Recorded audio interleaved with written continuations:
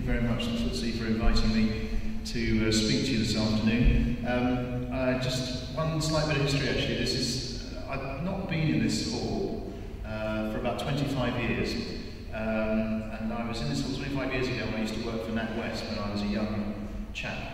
And I was invited on a Chief Executive's tour by Tom Frost, the Chief Executive of NatWest. But the difference was you didn't tour anywhere, you toured into here, and he spoke to everybody. And I remember it quite well because I was asked why banks were rated particularly highly, and told him the answer that generally they throw good money after bad. Therefore, investors probably didn't record them a very high rating. It didn't go down very well. I didn't get sacked, but it didn't go down very well. Anyway, and I've got relatively limited time, so I want to push on. And hopefully what I'm going to be saying will be complementary to what Rosalind's just been talking about. I'm not going to be talking about DC, but happy to answer questions on that. So, without any further ado, I do want to talk a little bit about asset allocation trends. I then want to think about how, or explain a little bit more about how we think about building asset allocation structures for our clients, and then try and give you some ideas of themes that I think are going to be quite persistent going on through not just next year or 2013, but years after that, which I think will frame certainly some of the discussions later on today. Just a couple of charts. Rosalind has a similar chart, actually. This is from our pension asset study. Essentially, this is looking at the global pensions market.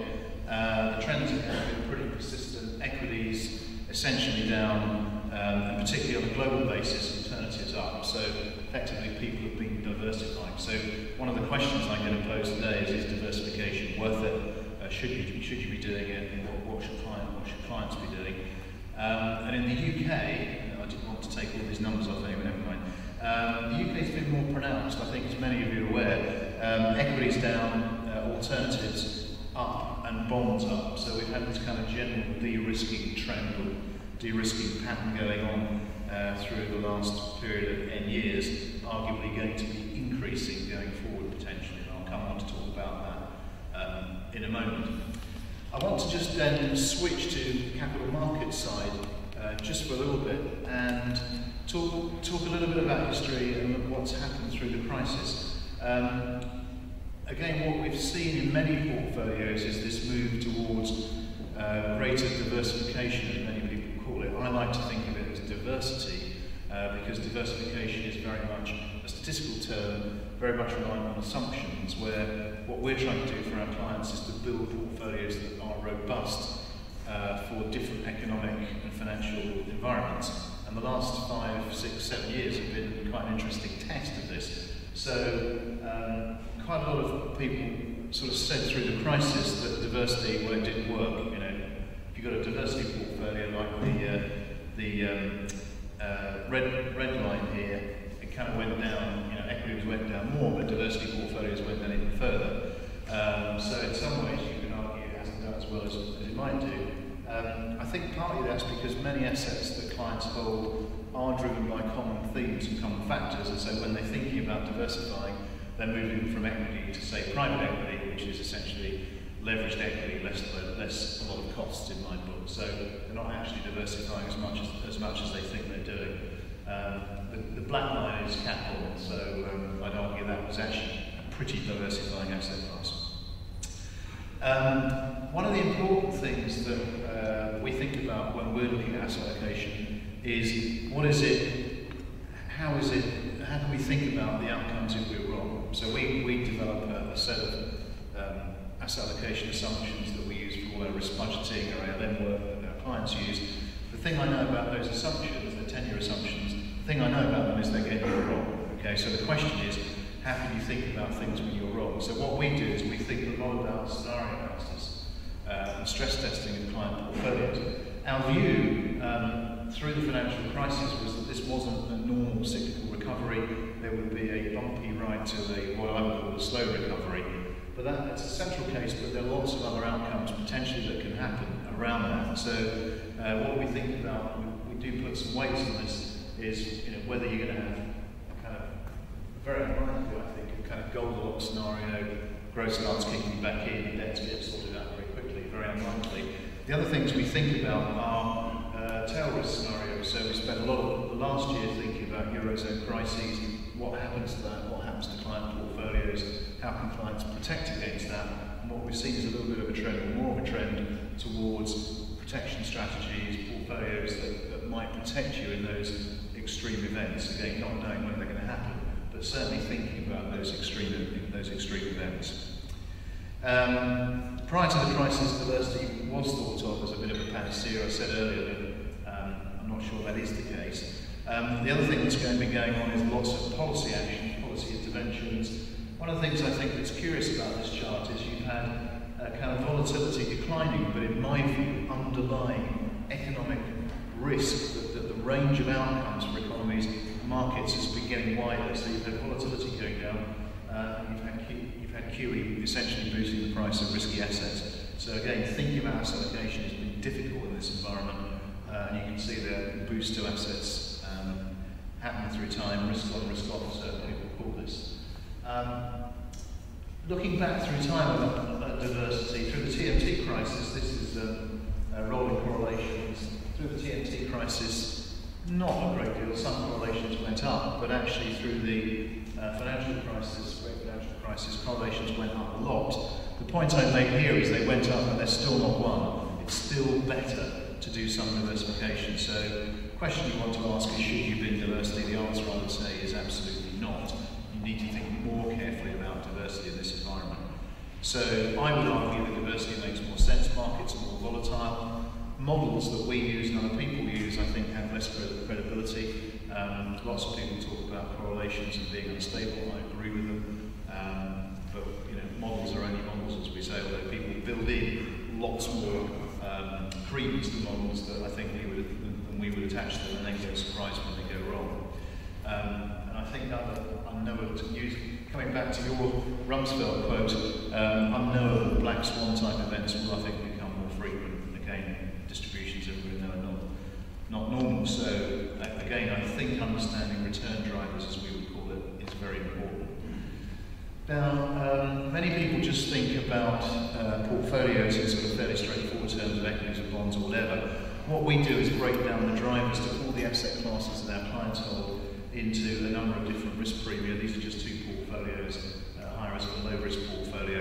And what we're trying to do is, as I said earlier, is build portfolios that are diverse across different return drivers to truly build diversity.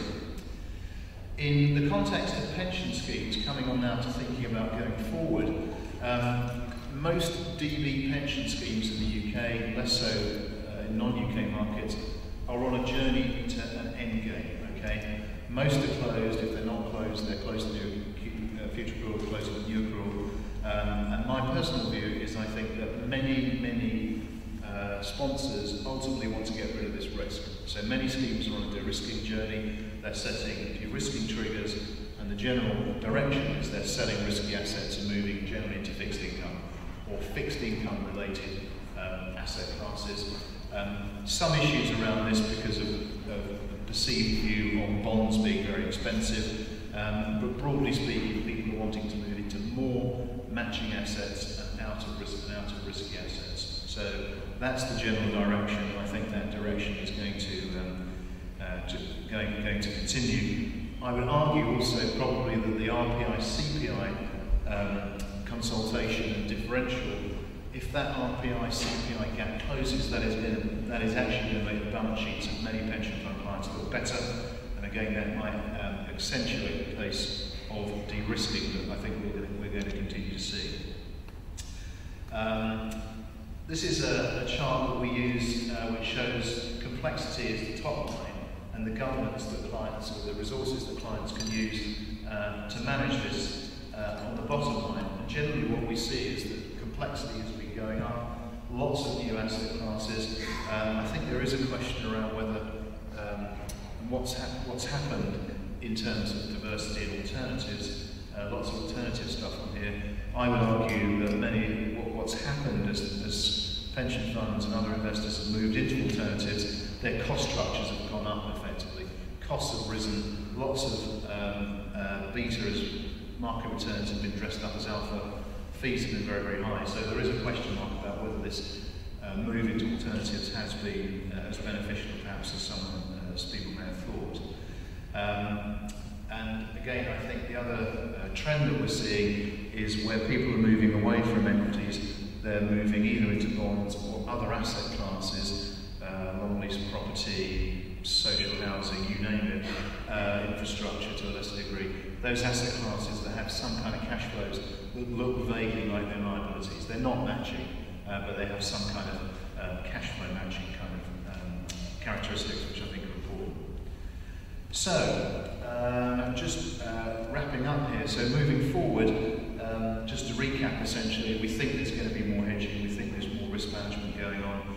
Risk management not only in terms of the liabilities, but also in terms of extreme risk hedging. There will continue to be a push towards diversity, although, again, think of the de-risking dynamic, the journey plan. Those the risky asset portfolios will be declining in size. I think they will continue to get more diverse, so more asset classes going into those portfolios. A greater push towards more diversifying asset classes, so maybe less towards private equity, more towards reinsurance or other I think, proper diversifying asset classes, and alternatives I think will continue. We're in a low yield environment, I should have mentioned that earlier. Lots of people looking for other ways of getting yield, we need to be quite careful there. The other issue that I think you need to be aware of is liquidity. So again, if you think of pension schemes on a journey to de-risking, that's going to have an impact on what they hold in their risky assets versus their matching assets. What they won't want to do is ultimately end up with a whole lot of private equity or property within that risky asset portfolios. The final point actually relates to managers and the delivery of what managers are going to be providing. I haven't mentioned active and passive throughout my remarks. I continue to believe that there will be a move towards passive management, a reduction in costs that schemes are looking for. So again, for active managers, they have to distinguish themselves. They really have to be able to demonstrate persistent returns. Otherwise, I think clients, particularly over the last 2, 3, 4 years, are becoming more frustrated with some active management. And again, we've seen this trend towards passive, which again is not terrific news probably for the asset management industry. So I think we're going to continue to evolve. I think we're on a de-risking path, and I hope my remarks have sort of set a bit of a scene as to what's going to happen, not just next year, but the next 5 or 10 years.